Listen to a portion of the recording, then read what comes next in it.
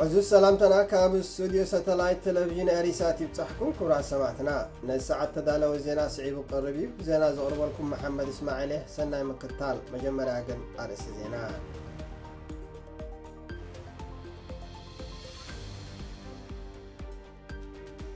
اب كل الامحرة ودي عسران سلسل عامات ارتراو سلثنية بعطوات تغتلو جيبوتي نتي إثيوبيا بودب تاجورا أفدق بحر قتركب زغربت حتو نزيلاتو إسرائيل آب نيكلراون وتهدراون مدبرات إيران متأنا سفح متكعت قتكايد حديرة عيسرا لعلوات وتهدراويان جرنالاتن ناي نيكلساون لكاونتن تقتلهم إسرائيل آب لعلي إيران كبد سبعاون نواتاون عنوات زورة متكعت دحرم فتسام واغازي تسارينا دادي عالم بعسل 300 وسيخو چاينا كاب هاجرات أفريقيا ناب هاجرات زاعت نبرت كتخفلو سنحت كارت كتقوارو مخانا أفليتا زرو سعب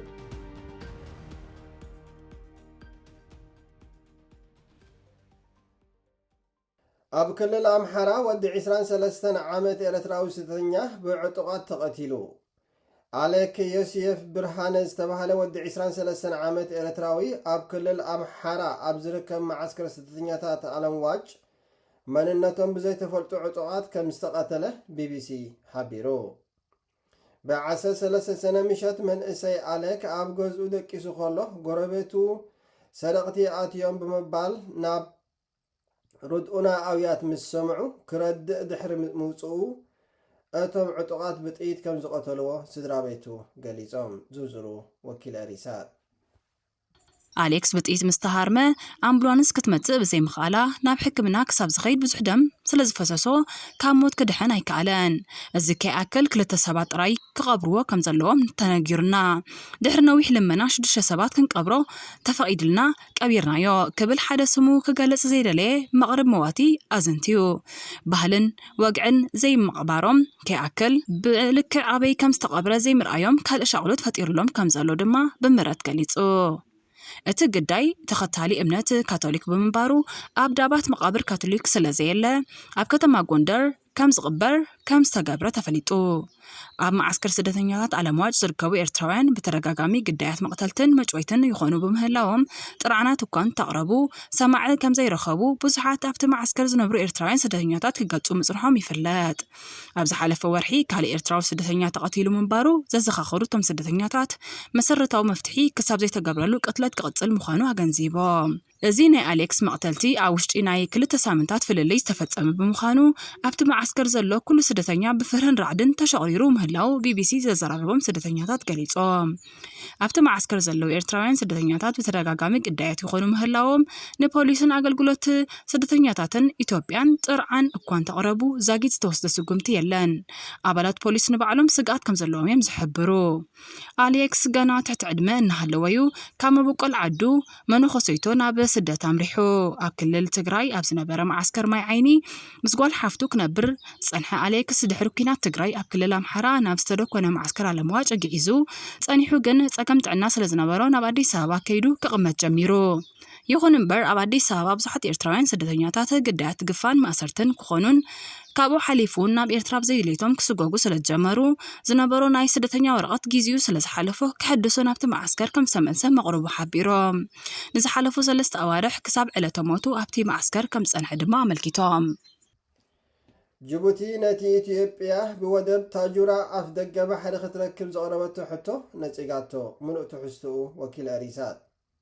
جيبوتي نتي إثيوبيا أودب تاجورا أفدق بحري نمركاب مدبر حيل بحري نمقامن زغربته أمامه بتصنع كم زنصقته زايست لاي استبهله مع كنزينا حبيرو بريزيدنت جيبوتي إسماعيل عمر قال قدم حجي جيبوتي مس إثيوبيا قطباوي متحجازن ወደባዊ ጉዳያትን ንምዝታይ ፈቃደኛ ያኔራ ይኹን እምበር ኢትዮጵያ ብልኡኻ ኣቢላ ካብ ደቡብ ኢትዮጵያ ናብ ታጁራ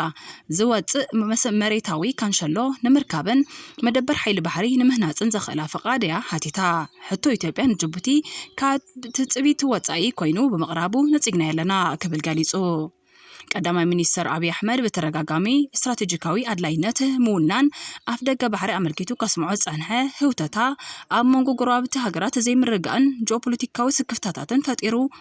ምፍጣሩ ይፍለጥ ካብ ዝተበጊሳ ጅቡቲ ወሰደቶ ናይ ምንጻገ ስጉምቲ ኣብ መንጎ ጅቡቲን ኢትዮጵያን ምትፍናን ኣስዒቡ እኳ እንተነበረ ቱርኪ ብዝገበረቶ ጻዕሪ ግን ከም ዝሃደ ፕሬዚደንት ጅቡቲ ይገልጽ ንሱ ኢትዮጵያን ወደብ ጅቡቲ ጥራይ ዘይኮነ ኣብቲ ዞባ ንዝርከባ ወደባት በርበራ ዓሰብ መቃድሾን ካልኦት ወደባትን ኣብ ልዕሊአን ናይ ዋንነት ወይ ልኡላውነት ሕቶ ከየድለያ ክትጥቀም እናኸኣለት ንምህላውአን ከተዳኽም ምፍታና ግቡእ ከም ዘይኮነ ኣስሚሩ መትከል ጅቡቲ ንልኡላውነታ ኣብ ዋጋ ዕዳጋ ክእቱ ወይ ዋጋ ሃገራዊ ረብሓታታ ንደጋዊ ተዋሳእቲ ኣሕሊፉ ክህብ ዝኽእል ዝኾነ ይኹን ተግባራት ምቅዋም ምዃኑ ፕሬዚደንት እስማኤል ዑመር ገለ ኣነጺሩ إسرائيل أب نيكلوراون وتهدراون مدبرات إيران متأن سفح متقعت ختكايد حديرة عسرا لعلوات وتهدراويان جرنالاتن ناي نيكلس ليكاونتن تقتلهم زوزرو وكيل رسال እስራኤል ሎሚ ለይቲ ኣብ ልዕሊ ኒውክሌራውን ወታደራውን ነቑጣታት ኢራን ከተካይዶዝ ብዝሓደረት መጠነ ሰፊሕ መጥቃዕቲ ነፈርቲ 20 ላዕለዎት ወታደራውያን ጀነራላትን ኒቃውንቲ ስነ ፍልጠት ኒውክለስን ከም ዘቐተለት ሃገራውያን ማዕከናት ዜና ቃሊሐን ካብቶም በቲ ልዕሊ 200 ነፈርቲ ዝተሳተፈኦ መጥቃዕቲ ብማቶም ዝተገልጸ ላዕለዎት መኮንናት ሓለቓ ስታፍ ሰራዊት ኢራንን ዝለዓለ ወታደራዊ መኮነን እቲ ሃገር ጀነራል መሐመድ ባጋሪን አዛዚ እስላማዊ ሓለዋ ሰውራ ሜጀር ጀነራል ሁሴን ሰላሚን ይርከብዎም በዚና በሎሚ ዓርቢ ኣብ ዘውግሐለይቲ ዝተፈጸመ መጥቃዕቲ ዝተቐተለ ጀነራል ባጋሪ ካብ 2016 ጀሚሩን ወታደራዊ ሓይሊ ኢራን መሪሑ ጸንሐ ኮይኑ ከም ሃንዳሲ ፕሮግራም ባሊስቲክ ሚሳይል ቴህራን ዝረአ ዝነበረዩ ጀነራል ሰላሚ ከዓ ኣብ ወታደራዊ መሪሕነት ኢራን ኣገዳሲ ኣካልን ኣብ ውሽጢ ኮር ሓለዋ ሰውራ ካብ ዝነበሩ ፍሉጣት ኣዘዝትን እዩ ነይሩ ምክትል ኣዛዚ ሰራዊት ጀነራል ጎላም ዓሊ ራሺድ ስነፍልጠታውያን ኒውክሌር ፈረይዱን ዓባሲን መሐመድ ማህዲ ኣሕመድ ረዛ ዞልፈቃን እውን በቲ መጥቃዕቲ ከም ዝተቐትሉ መንግስታዊ ማዕከናት ዜና ኢራን ኣረጋጊፀን እቲ መጠነ ሰፊሕ ስርሒት እስራኤል ኣብ መላእ ኢራን ልዕሊ 100 ኢላማታት ከም ዝወቅዐ ተገሊጹ እቲ መጥቃዕቲ ነቲ ኣዝዩ ተሃዋሲ ዝኾነ ትካል ምህብታም ዩራኒየም ናታንዝ ከም ዘጠቓለለውን እስራኤል ትሕብር ኢራንን ውድብ ሕቡራት ሃገራትን ግን እቲ ትካል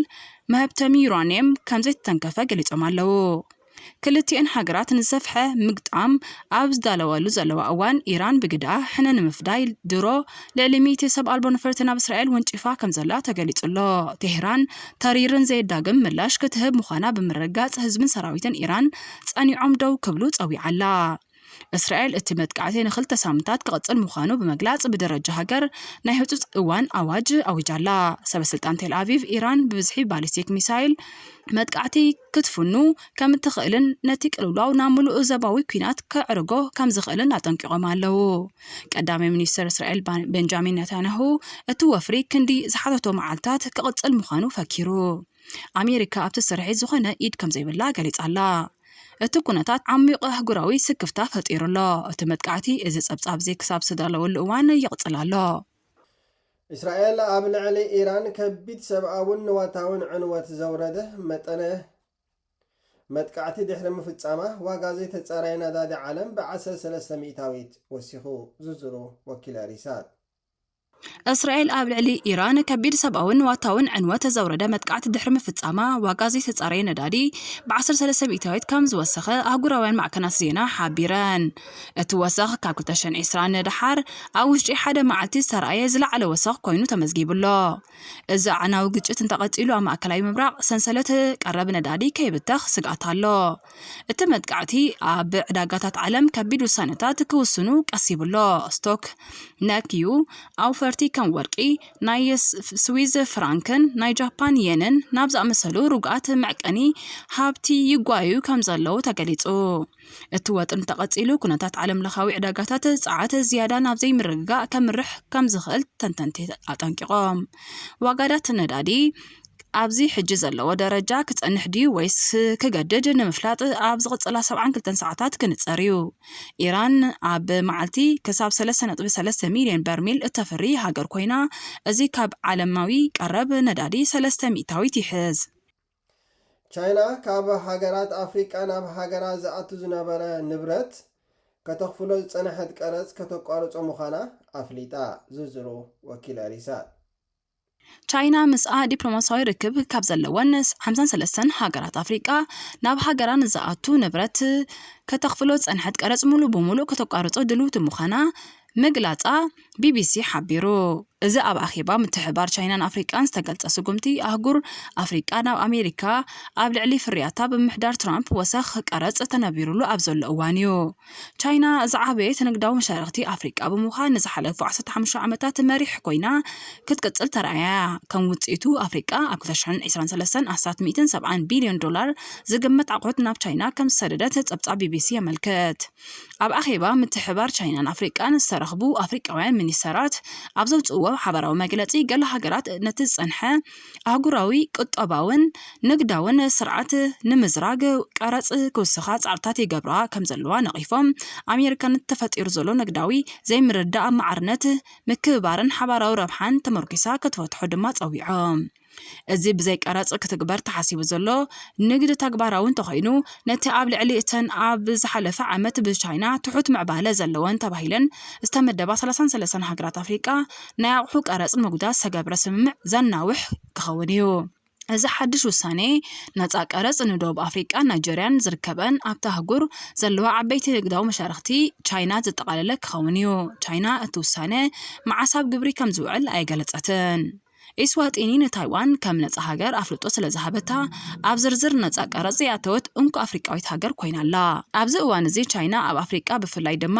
ካብ ዲሞክራሲያዊት ሪፐብሊክ ኮንጎን ጊኒን ብዙሕ ንጥረ ነገራት ከም ትእቱ ይንገር። ኣብ ወርሒ ሚያዝያ ፕሬዚደንት ዶናልድ ትራምፕ ካብ ብዙሓት ሃገራት ኣብ ዝኣቱ ንብረት ልዑል ቀረጽ ከም ዝገብር ብምእዋጅ ኣብ መንጎ መሻርክቲ ንግዲ ኣሜሪካ ስንባደ ፈጢሩ ነይሩ። ንሌሶቶ 50 ሚእታዊት፣ ንደቡብ ኣፍሪቃ 30 ሚእታዊት፣ ናይጀርያ ድማ 14 ሚእታዊት ቀረጽ ከም ዝሰላዓለን ይዝከር። ነቲ ኣሜሪካ ዝወሰደቶ ስጉምቲ ክሳብ ዝመጽእ ወርሒ ንግዚኡ ደው ኢሉ ከም ዘሎ ዝገለጸ ጸሓፊ ግምጃ ኣሜሪካ ስኮት ቤንሰንት